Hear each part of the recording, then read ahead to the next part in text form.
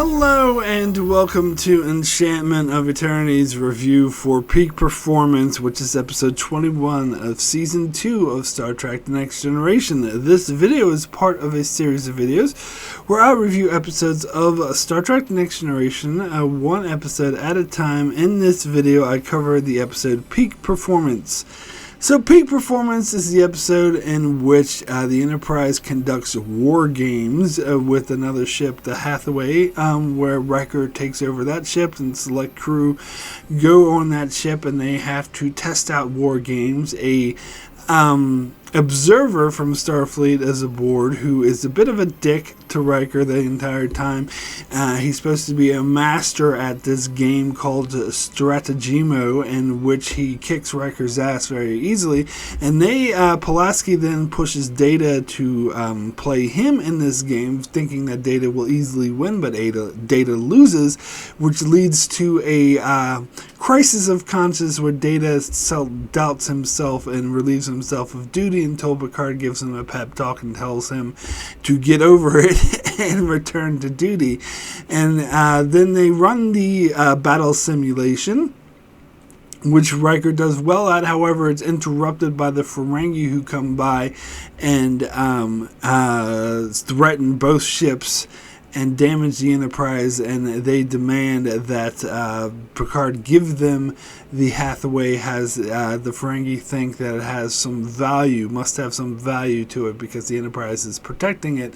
So they come up with a scheme where they fake destroying the Hathaway, but really the Hathaway just goes to warp.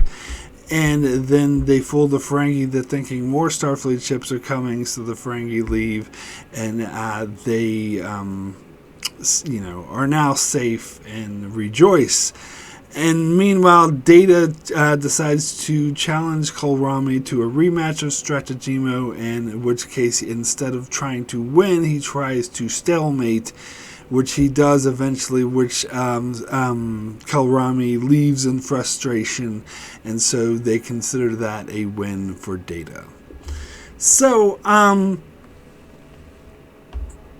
this is a nice, fun little character episode. Like, I do like this. I think, especially compared to a lot of the bad writing and nonsense that I had to put up recently in season 2, this is actually a pretty well written script. Now, I will say that this comes off more as, it doesn't come off as I would think like a main episode of TNG. This comes off more as like one of those side episodes. It almost seems like something, and perhaps I feel this way because I first saw it in syndication, but it seems like something you would watch just on a Saturday afternoon, just when you're feeling lazy and like, oh yeah, this is a nice little supplement to The Next Generation rather than a meat and potatoes episode of Next Generation. Even in season 2 there were ones like that, like Measure of the Man, Contagion,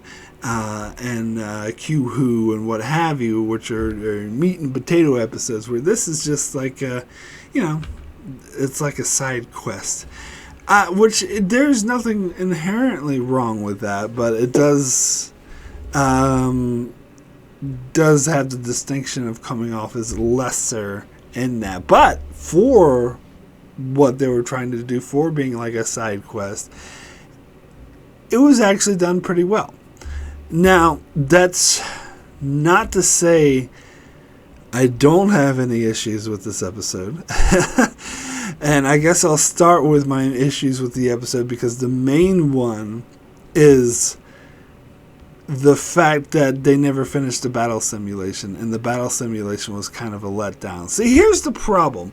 The majority of this episode was build up to the battle situation. It was for simulation, sorry. So it was all about setting up the battle simulation and Kolrami like challenging Riker and being like, oh, you're never going to freaking win, you're a useless captain. So they were laying this challenge down, this foundation of like Riker had to prove himself in this battle simulation, and they were showing how the Hathaway was like a piece of shit ship that was falling apart, and so Riker had to pull rabbit out of his hat with the ship, and then on the other side, like, Picard was going to Data and like, look, he was taking Riker seriously. It was like, look, I need plans to defeat Riker because this is going to be fucking hard, because Picard knew better. He knew better than to underestimate Riker, and so there was all this build up, and we got like maybe 2 minutes of the battle simulation before it was interrupted by the Ferengi. And then the episode became about the Ferengi threat, and then the battle simulation didn't matter. And by the way, we never actually finished the battle simulation. And I guess they considered the practical situation with the Ferengi was deemed the conclusion to the battle simulation, but that's actually not true, because the two crews were actually working together to defeat the Ferengi, where the whole point was supposed to be Riker pitted against Picard and some Enterprise crew against other Enterprise crew, which I think is actually a really interesting concept. In fact, when I first started watching this episode and the concept was pitched to me, I'm like, ooh, this sounds fun. This sounds like a really fun episode. It would be really cool to see this intense battle sequence game and how the Enterprise fares against Riker in this battle simulation, because it's like a what-if scenario, because you're not going to have Riker and Picard like going head-to-head against each other in a battleship situation. No, I don't count Mount of Honor. That was bullshit.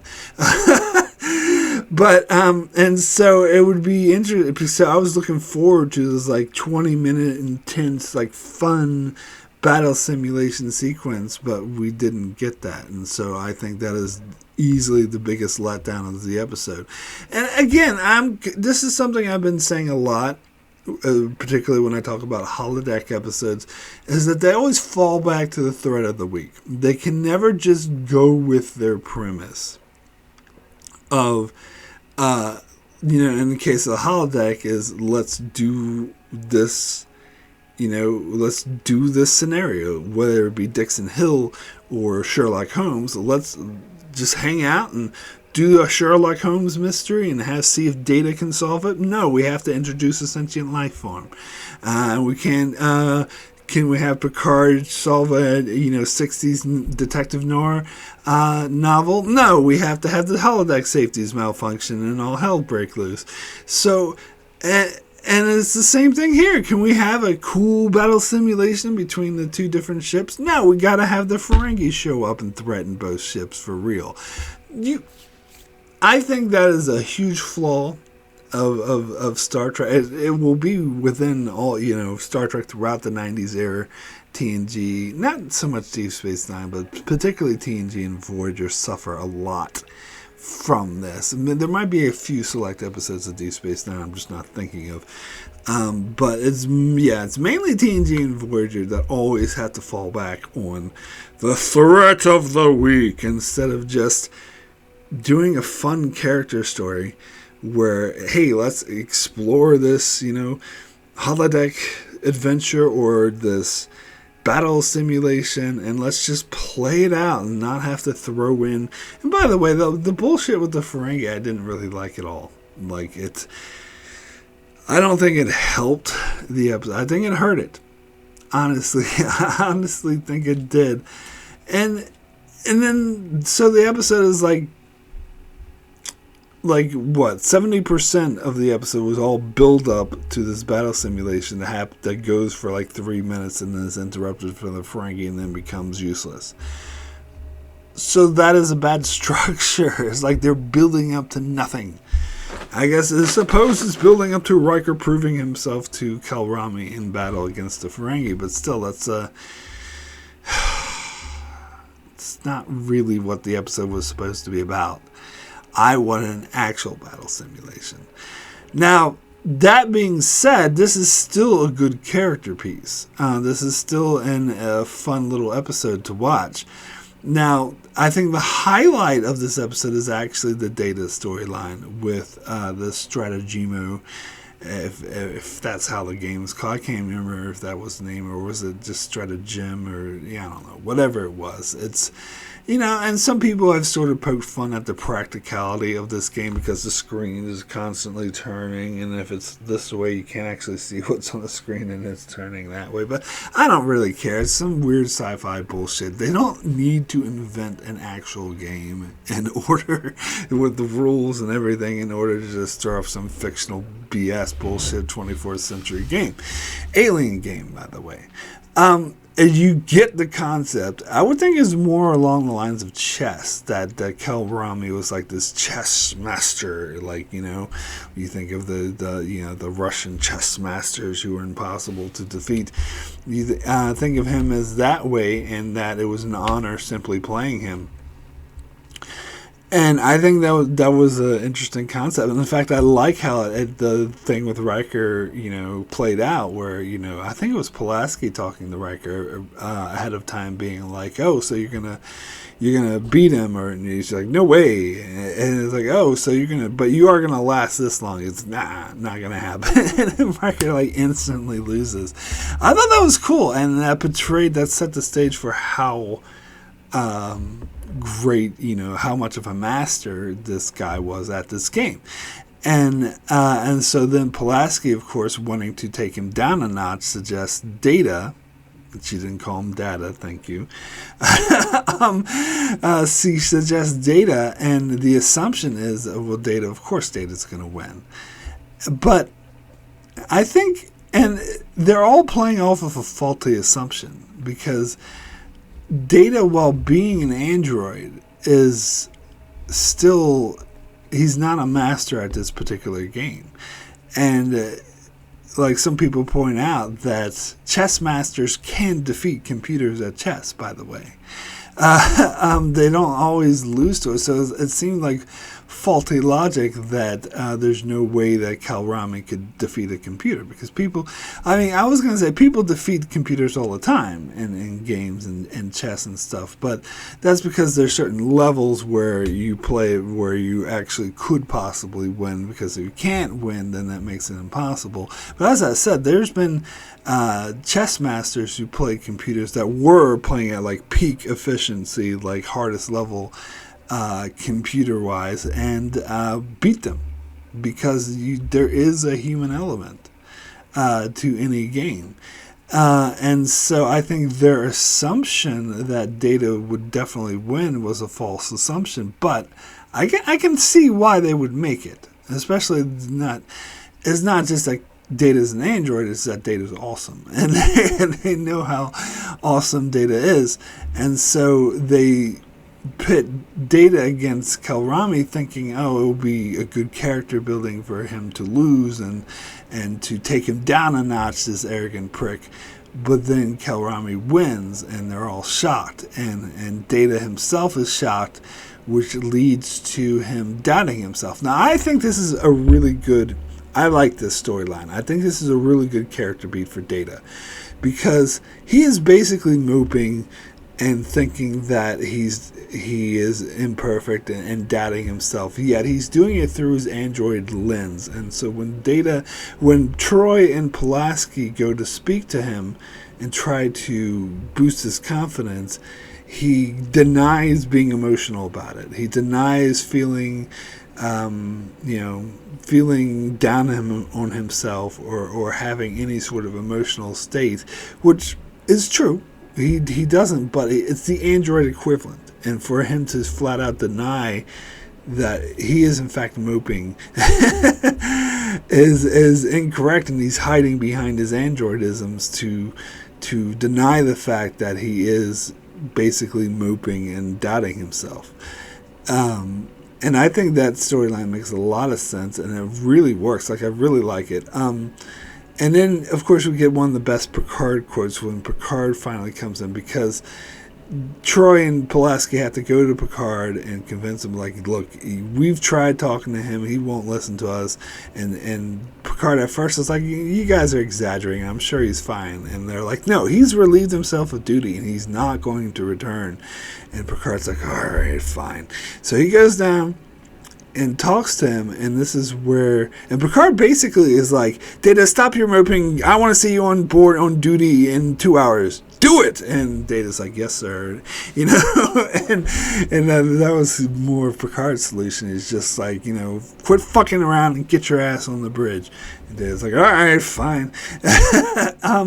But we have this awesome Picard quote that I've seen memed a lot. Not as in like a funny meme, but has like an inspirational meme, which I've seen online a lot, you know, in the past, you know, decade or so. And because it's one of Picard's best quotes is when he goes to Data. It's like an afterthought when he's about to leave the room. He turns to Data. It's like, in Data, it is possible to make no mistakes and still lose. That is not a flaw. That is life. And I don't know if I got that quote exactly, but you know what I'm saying. You know the quote. That is such a good quote. That is one of the better Picard quotes, and that's so that could apply to anyone who's doubting themselves or feeling down on themselves, and that does like really get to Data, where Data's like, I think I understand, and then he's back at it on the bridge, like doing his best to try to come up with a plan to defeat Riker, which I think that was a great scene, I did like that. But when he was like having his session with Counselor Troy to try to come up with a plan to defeat Riker, and they're analyzing the type of man Riker is, and Data's like, we know that he does not follow conventional rules, but now that he knows that we know, so maybe he and I like how Troy is like, stop, Data, you're overthinking it, and she's 1,000% correct. He is overthinking it, and part of me doesn't really buy that he would do that line of thinking, that he would be better than that, but it was interesting. So then at the end of and I like how they revisit at the end of the episode where Data actually does challenge Kolrami to a rematch, and I like how we like follow Riker and I can't remember who else, but someone else they're coming in late, like the game has been going for a while. So that's a nice touch because it implies that the game has been going on for a long time without us actually having to sit there and be bored by the game going on for a long time. It's a good way to imply it. And you know, they're sitting there doing their thing, and Data looks, I love the way Brent Spiner plays this, by the way. The way Data looks like very resolute, like, you know, I'm awesome. And the way he's doing it is like, you know, just very resolute and very sure of himself. And eventually, Kolrami gets pissed off and throws the things down. And, this is an abomination! And of course, he's a sore loser. It makes total sense for his character. This is an outrage! And it just walks out. And then it was a nice little twist. And it shows that Data's like willing to learn. Because instead he tried a different strategy. And instead, because he thought, I'm an android, I can definitely win.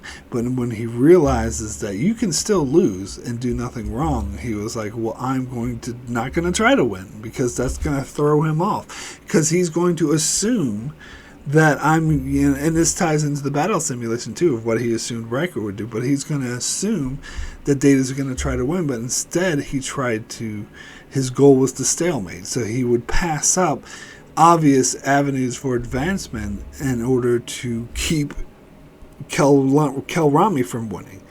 And that was actually more successful than actually trying to beat him, which I think was actually really, really, really clever. And so I thought that was a great way to end the episode. And of course, we got a really great Data moment where, they were trying to say, oh, so you won. And Data's like, well, technically I did not win. It was a stalemate. And they were like, Data! And he just looks at him like, I busted him up.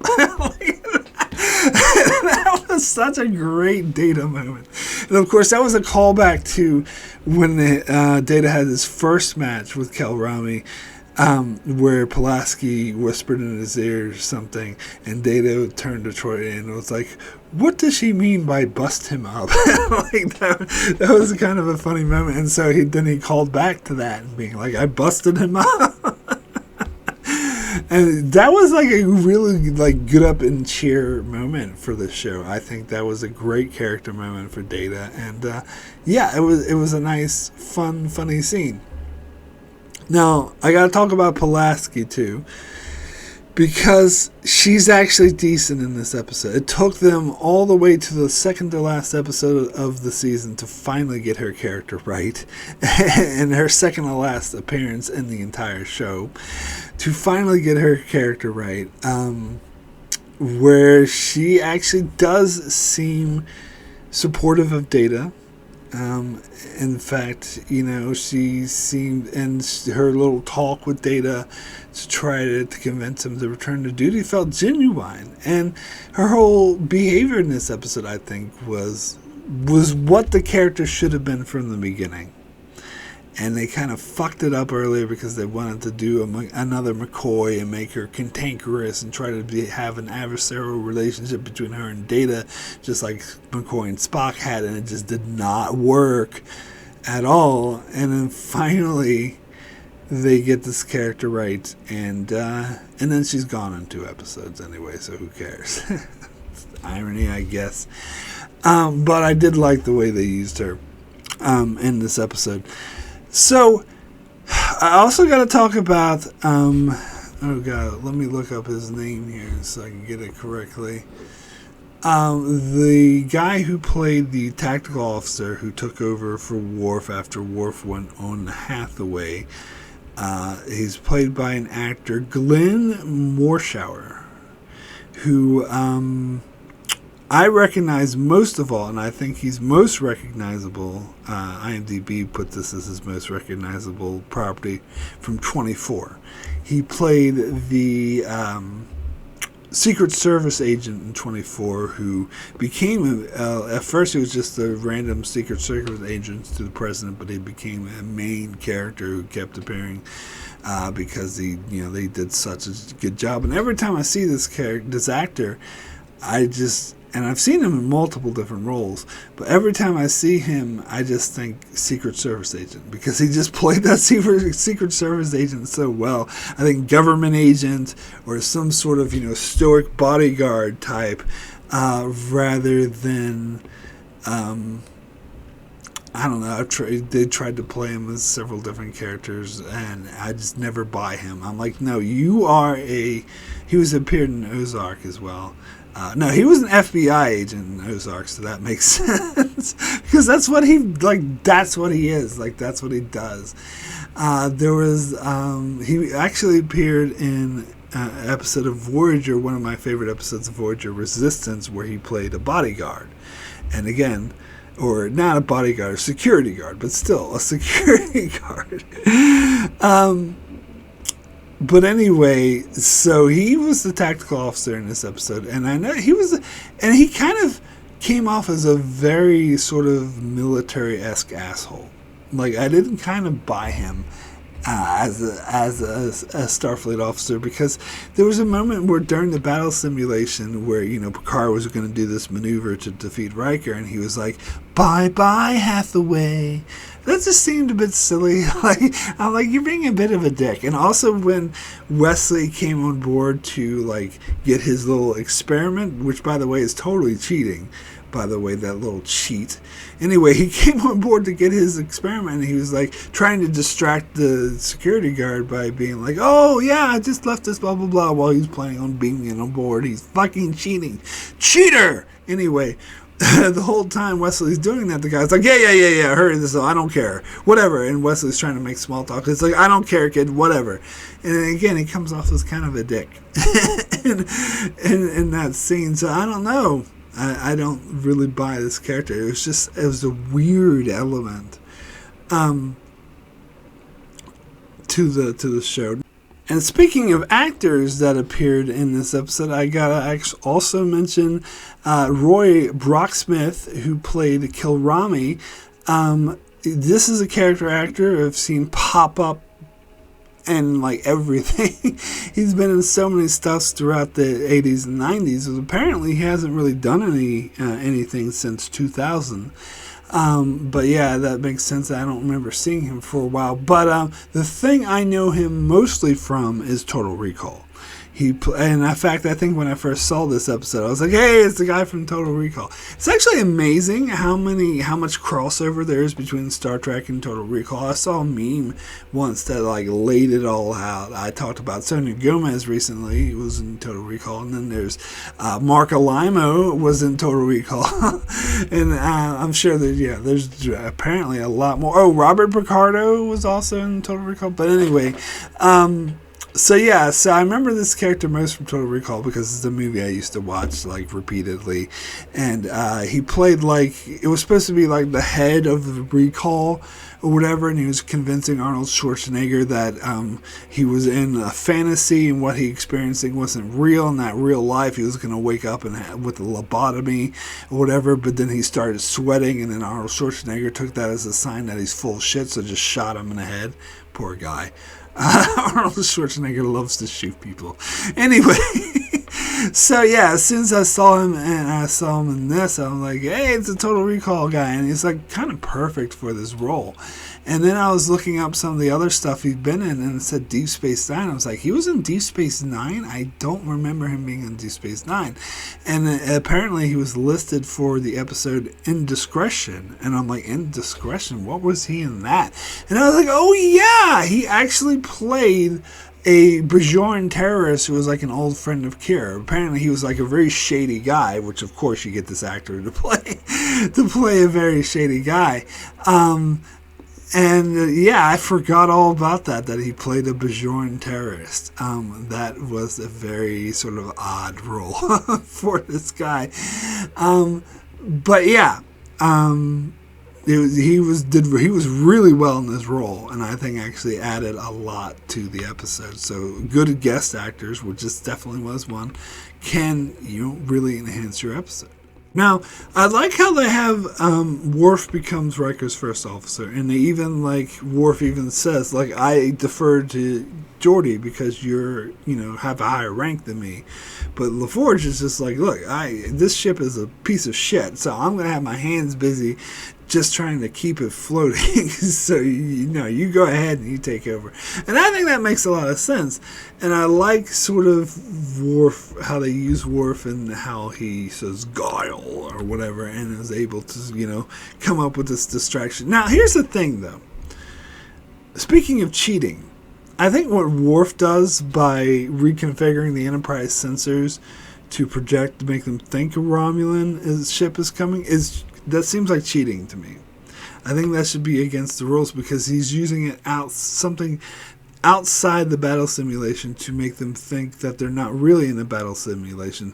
Because the whole point of the battle simulation is, stay with me here, to simulate battle. So in an actual battle, you wouldn't have things outside of reality because you are in an actual battle. But in this here, the simulation, they're using the fact that it is just a simulation and not reality to take things from outside the simulation and interfere with the simulation, which is not how a real life situation would work. Therefore, it does not simulate a real life battle situation. If you know what I'm saying. Long-winded way of saying it's cheating. And it shouldn't be allowed. Instead, once they do it, Cal Rami just starts giggling and laughing at the fact that Riker just fooled the Enterprise, but his reaction should have been, that's an illegal move. I'm taking points off. He cheated. I think it's more cheating than Wesley stealing his little science experiment. But, to be fair about the Wesley thing, the fact that they gave Riker a ship that was a piece of shit and didn't even have warp drive, I think was rigging the game from the beginning. So that's why I'm more lenient to Wesley cheating, because they shouldn't have given them a piece of shit ship to begin with. At least give a ship with warp fucking drive. I mean, come on. If you want to make it a real interesting battle simulation, don't make it so easy for the flagship of the goddamn fleet to win. I mean, how's that testing the Enterprise crew by giving them a shitty little opponent? It's more of testing Riker than anything, but I think the battle simulation should be for more than that. And Kalmarami didn't even like Riker, so why would you have this thing that was all about testing his ability to captain? So I think they should have given him a ship that was more equal to the Enterprise in the first place. It's, just saying. And so at the end of the episode, Worf manages to trick the Ferengi to think that there's Starfleet ships coming. But a lot of people have pointed out that that's actually doesn't make any sense, because they described earlier in the episode that Worf was able to trick the Enterprise to thinking there was Romulan warboard, because he knows their codes and he knows how to manipulate the ship, and it was able to get in there. And so he theoretically would not be able to do that to an alien ship he does not know the codes to. So there's that. And that whole Ferengi thing. And by the way, Armin Shimmerman, again, playing a Ferengi, is not as terrible as Last Outpost. I will grant that. But it's still, the Ferengi barely appear. And as I said, they shouldn't have been there at all. Like, you didn't need them.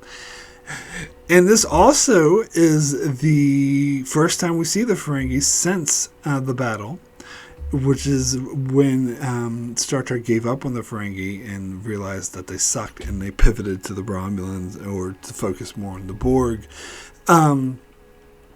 So yeah, this is the first time they bring the Ferengi back since then. And again, they're kind of a nothing species, and they're still portrayed as like a threat, like, the threat of the week or whatever. And I guess it kind of makes sense for the plot that they needed. I think this is why they brought them rather than the Romulans or someone else, is because they think that there's precious gold or some value to the Hathaway, which is something you need the Ferengi for. But other than that, it's not a really meaningful Ferengi appearance. So it's not until next season, and again, season 3 does everything much better than the first two seasons. Season 3 is the far superior season, where they actually do bring the Ferengi back for the first time in a comedic role and use them in a comedic way, which actually I think works, but I'll talk about that when I get to the price over in season 3. But here it was just kind of they just needed Alien of the Week to show up and be a menace, which they shouldn't have, as I said. Like, I think the episode would have been much better off without this whole thing. Anyway, so that's pretty much all I have to say about a peak performance. And now I would like to thank my Patreon supporters for supporting me on Patreon. It's very much appreciated. Very humbled, very thankful for everyone's support. So I'll give a quick shout out to Greg Marley, Francisco Chuck Hooks, Kyrie091, Anthony D. Benedictus, Ricky, Manny Jester, Joel Lavals, Alessandro Miguelesio, Norman Buchwald, Stephen Kennedy, Brenton Berg, Allison Fordyce, and Brandon Neilhouse. Thank you all so very, very much for your support. We have a couple of patron comments for this episode. First comment is from Norman Buchwald, who says, like Icarus Factor, I often skip this one, even though this is probably the closest Pulaski changes enough to understand Data, well, to a point.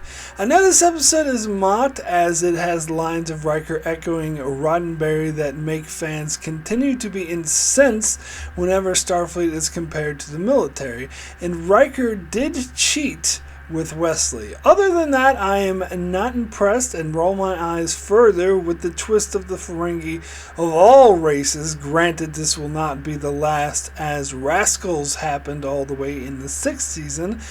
I'll give it more than a 1 for once, as it is better than other ones I've given, and I do remember the arrogance of the person at hand was a bit genuinely comical.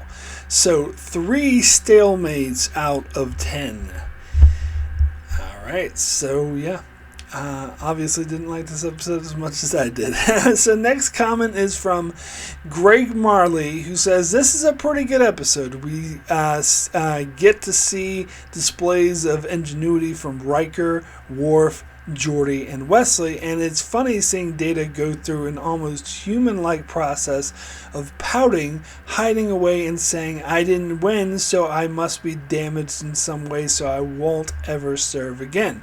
Picard has wise advice for Data about how it's possible to make no mistakes but still lose, and it's just a part of going through life. I object, though, to Picard's statement that Starfleet is not a military organization. Its purpose is exploration.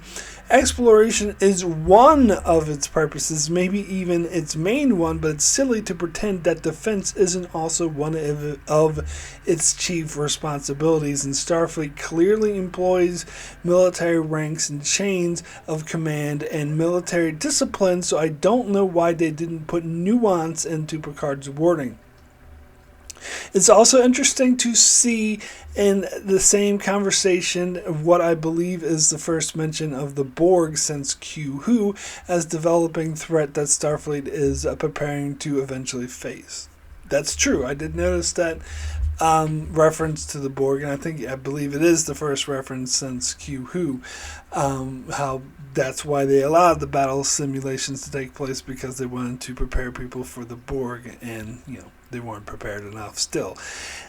Now, as for Picard's statement that Starfleet is not a military organization, would it have been better? Because to you, Greg, because I know your main complaint is that exploration is just maybe its main purpose, but not its only function. Now, part of its function is defense. So, would it have been better if Picard instead said Starfleet is not primarily a military organization? Would that have worked better for you? It's the question. I would have worked better for me, to be clear, but.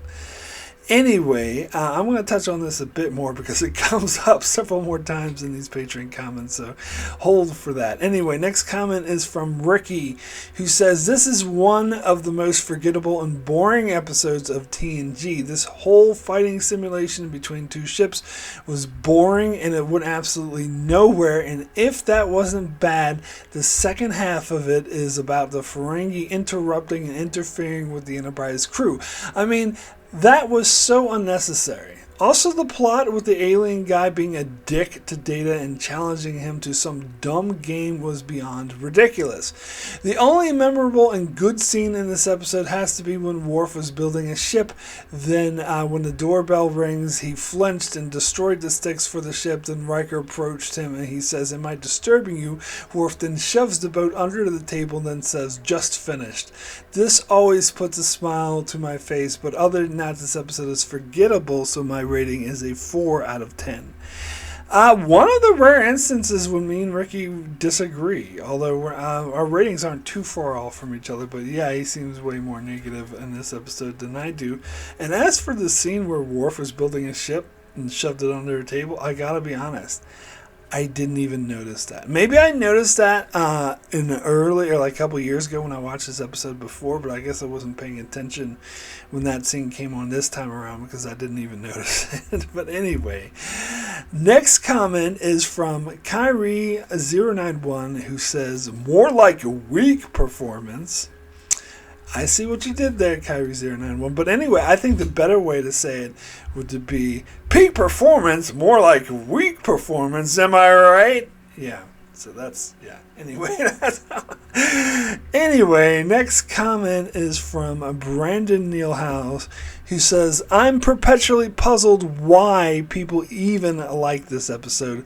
Kalrami, my autocorrect tried to change his name to Kirarabi, is only slightly less arrogant than the Enterprise crew and much more annoying." I don't get why all these people call the Enterprise crew arrogant. I've seen other reviews where people are, jumping on their bats for being arrogant, and I don't agree with that. But anyway, Enterprise. I've seen the actor play a fussy monk in season 4 of Babylon 5.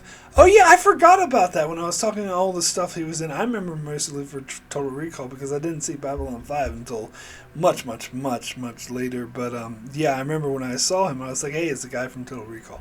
But anyway, if the Zactorians have been being unrivaled military strategists for millennia, why have no one ever challenged them? And for that reason, or for reasons that I cannot fathom, the emotionless Data loses his confidence. Wesley Crusher cheats, and then the whole plot goes to shit when the Ferengi show up in an aggressive mood. Stratagema looks even sillier than I remember. I do enjoy Worf building a ship made of matchsticks, though. Another episode for my skip list. If you want to see a better Starfleet War Games episode, watch The Ultimate Computer. Hooray for Klingon Guile. 3 Picards saying Starfleet is not a military organization. Its purpose is exploration out of 10. As I mentioned earlier in my review, I do buy that Data loses confidence. I think that the way the episode portrayed it stayed true to his android nature. He was just portraying like some human emotions, but through the android lens. So I actually totally buy it, and I thought it was well done. But then again, it's obvious. I have a much higher opinion of this episode than my Patreon supporters. The only exception I think was Greg, who also said he liked this episode. But yeah, that's one of the rare cases where where I don't really see eye to eye with my Patreon supporters. Usually do. But it's not like I think this episode's great or anything. But anyway, let me address the whole thing about Starfleet not being a military organization, because this is a huge debate that apparently is really, some people feel very passionate about. I've heard people go in ranks about how it's ridiculous to say that Starfleet is clearly a military organization. I believe it was Greg who brought up all the specific examples of how Starfleet behaves like a military organization. And recently I did a video with my sister about Captain Jellicoe and why he's a terrible captain. And in that video, my sister Alyssa, you all probably know her, she said specifically that Starfleet is not a military organization. If I remember correctly, she will correct me if I'm wrong about this. But I believe I remember her saying that, so I think some people have the stance that it's not. Here's the thing, and I've casually mentioned this in some videos I've done previously, that this is an argument or a topic or a debate that I always avoid. I don't really... my ultimate stance on whether or not Starfleet is a military organization is I don't care.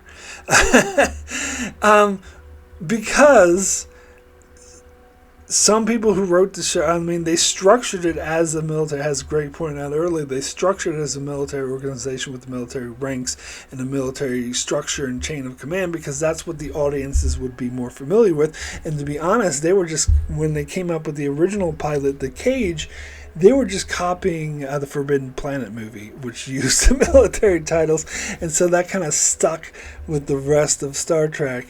And different writers will treat it more like a military organization than other writers. For example, Nicholas Meyer, when he wrote Star Trek II, The Wrath of Khan, made it very military-esque, very naval, and that was done on purpose, and Roddenberry fucking hated it when he did that. And then you'll notice that Next Generation itself, the Enterprise crew acts a lot more like a military in season 6 and 7. And what happened in season 6 and 7? Gene Roddenberry was no longer alive. So, so that carried on for Deep Space Nine and Voyager as well. This is one of the cases when Star Trek has been a franchise around for over 50 years, and it's had hundreds of different writers and thousands of people involved and different creative minds behind the scenes. So it's never going to be consistent. So I think the question of whether Starfleet is a military organization is actually irrelevant, because it depends on who's writing the episode is the ultimate answer.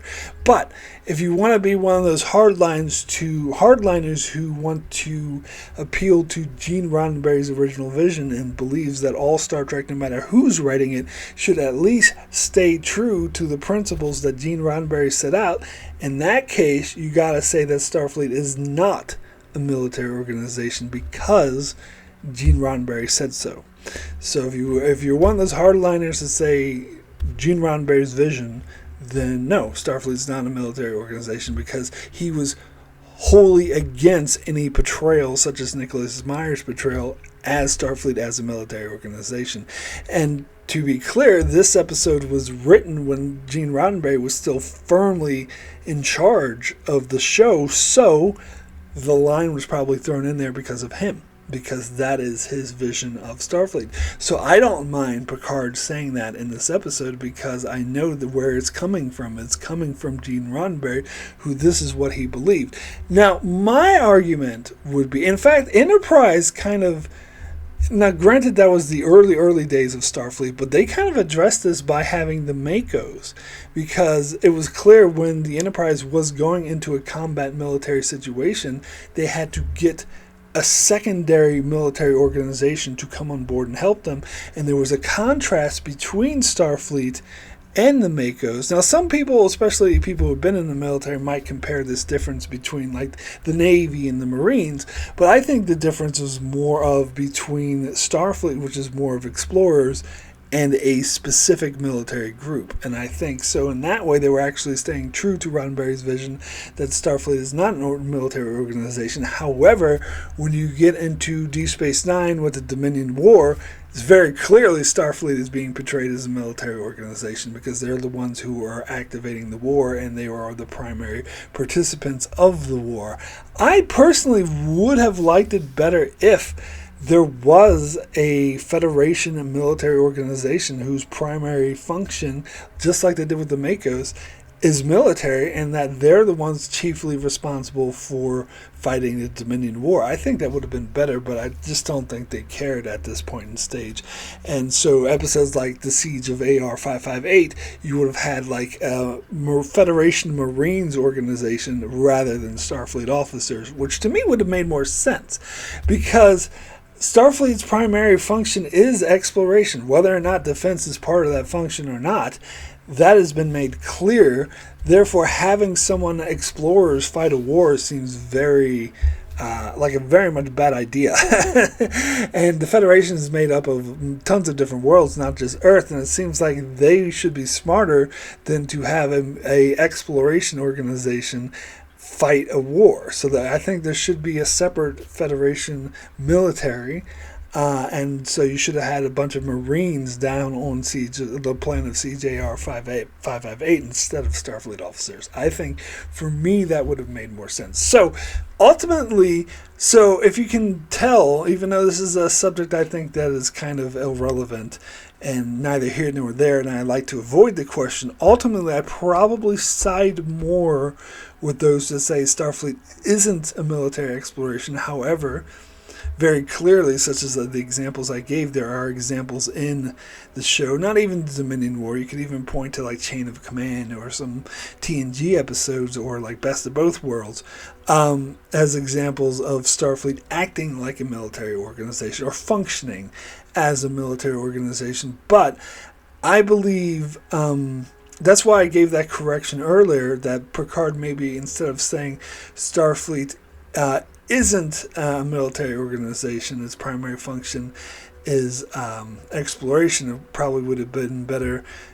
He didn't say primary function. He says function is exploration. I thought it would have been better to add the function.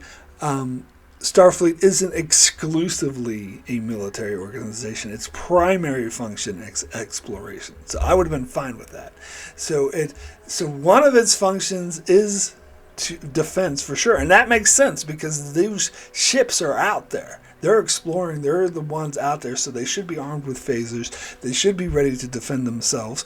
But if an invading force like the Dominion of the Borg like comes into Federation space, then I think they should have had a different like Federation military whose function was defense to take over in that case.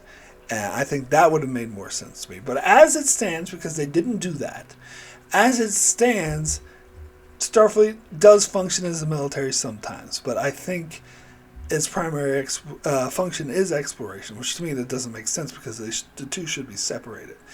But as portrayed in the show, it's military-esque, but not exactly a military. So I'm against direct comparisons to say, to compare Starfleet to, say, modern-day U.S. Marines or modern-day U.S. Navy. I think that is an incorrect function because this is definitely a different type of organization than modern-day militaries from whatever nation you have, actually. So Which is part of why I think this whole discussion or debate is irrelevant. I don't care. But my ultimate stance is yes and no. And probably more no than yes. So anyway. So my rating for peak performance out of 10 is going to be a 6 good. As I said, I think this was a solid, good episode, a good character story. What they did with Data, him doubting himself, I think really worked. He had some great character moments, such as I busted him up, which was a nice, funny moment. The Kel Rami was kind of an annoying character who was played well. And it was, and it was interesting to the way they put Riker to the test and all that. But yeah, I was tempted to give this episode a 7. But I don't think it quite gets to a 7, mainly because of the major flaw in the episode that we don't actually get to see the battle simulation play out, and that they interrupted it with this threat of the week Ferengi thing. I think that does prevent it from being a 7. I think had they not done that and focused more on the battle situation, this episode would have easily been a 7, possibly even an 8. I dare say, but because they sort of fell back on the crutch of the threat of the week, it kind of hurts this episode a bit, in my opinion. But still a fun little character story, still a nice little diversion from all the crap that we've been getting in season 2. Definitely above that stuff. So yeah, that's my rating for peak performance, a 6. So now let's see what's coming up on my channel next. This coming Wednesday will be my review for the season 2 finale, Shades of Grey, something that I will be ripping and tearing into, even though it's low-hanging fruit, but hey, it's there. I'm not going to pretend like it's a great episode. And then on Saturday, I will be wrapping up my coverage of season 2 of TNG with a new tradition of ranking every episode of season 2 from my least favorite to my favorite. That will be this Saturday. And then on Monday, I will commence my coverage of season 3 of Star Trek Next Generation. I'm decided to do a special video where I'm analyzing and commenting on the writing of season 3, because I've been doing a lot of research and about the writer's room in season 3 as compared to season 2, and who was involved and what was involved, and I find this fascinating, so I wanted to do a whole video about that. So that will be this coming Monday. And then next Wednesday, I will officially start my coverage of season 3 with reviewing the first episode of season 3, Evolution. So that's what's coming up on my channel. Be sure to check it out for that. Also, do many more videos on Star Trek and many other shows as well. So be sure to subscribe so you can keep up with all of that. And thanks a lot for watching.